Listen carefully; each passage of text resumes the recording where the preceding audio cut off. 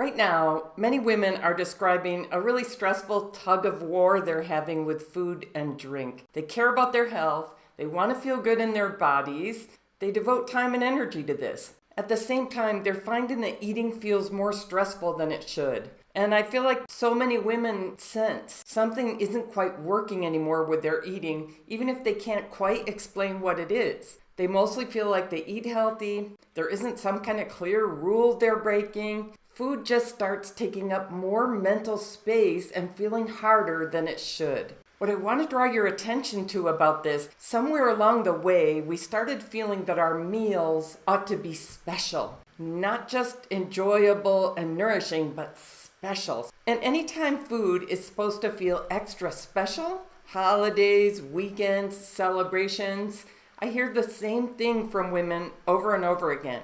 Not anticipation as much as resignation. There's going to be cake, I don't want to miss out, nothing I can do about it. So in those moments, it doesn't feel like a choice as much as something that just happens to us. And then what starts as a special occasion issue doesn't stop there. This is something I've experienced and I'm hearing from women over and over again, especially in midlife, that priority for specialness starts to spread until every meal seems to need something extra just to feel complete. Wine with dinner, something sweet at the end.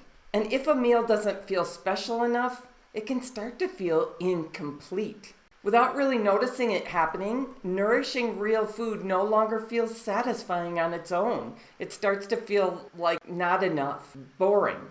When I really stopped to think about what was driving my eating, I realized I wasn't choosing food based on what my body needed. I was choosing based on what felt the most rewarding in the moment. And after menopause, I could really see that food and drink that were supposed to be enjoyable were starting to run my life more than I wanted. And it was affecting my weight, my energy, even my willingness to do the things I really cared about, like going for a hike. And that's when I realized what I thought of as pleasure and enjoyment wasn't actually expanding my life at all.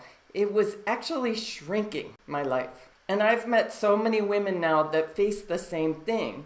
And when they really stop and look at their eating, the first thing they notice is not that they have really bad habits. What they're noticing is a mismatch between what they're doing as far as good habits and the results they're getting.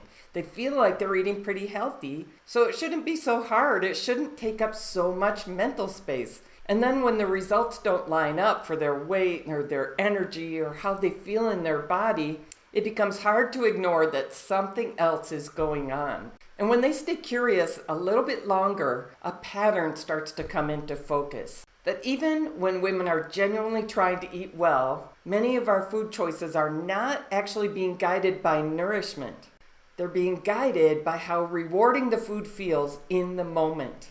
And there's a lot of good reasons for this. Our environment is full of food and drink that are designed to be extra pleasing, what researchers call supernormal stimuli. But at the same time, they also tend to be very low in nutrition, and they often introduce things that the body has to now correct for.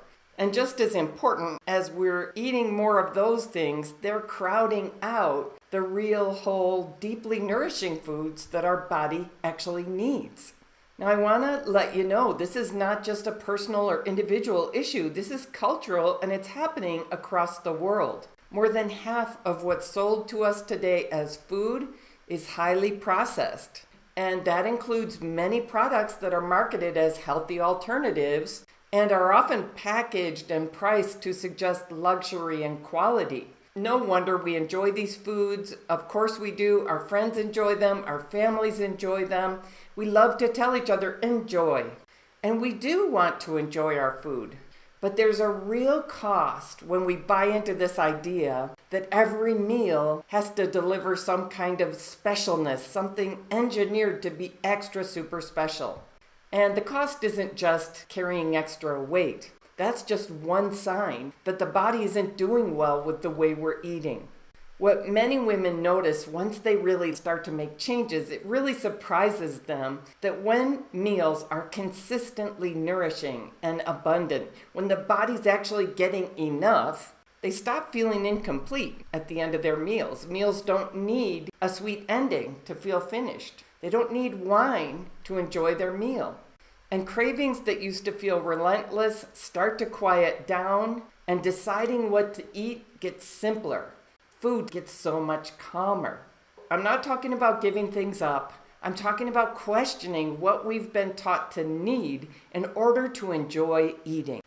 And this is exactly the work I do, helping women move out of this trap and into a wiser, more nourishing way of eating that feels satisfying and calm around food again.